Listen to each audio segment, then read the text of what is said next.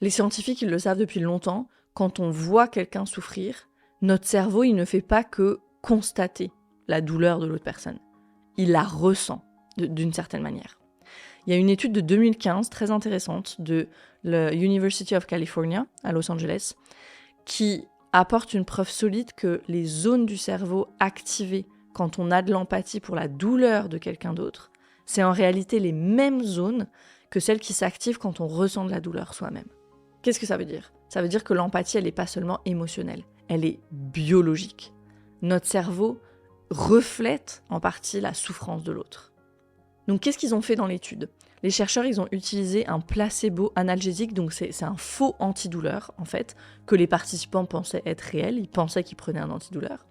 Et ils ont découvert que quand les gens croyaient avoir moins mal, ils ressentaient aussi moins d'empathie pour la douleur des autres.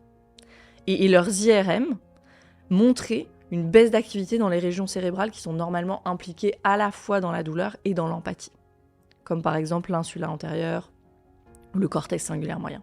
Et ensuite, dans la deuxième partie de l'étude, ce qu'ils ont fait, c'est qu'ils ont utilisé un médicament qui bloque les effets des antalgiques.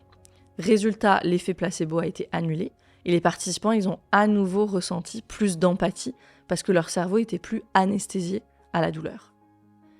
Ce que ça veut dire, c'est que notre capacité à ressentir la douleur des autres, elle est directement liée à notre propre système nerveux et à notre chimie cérébrale.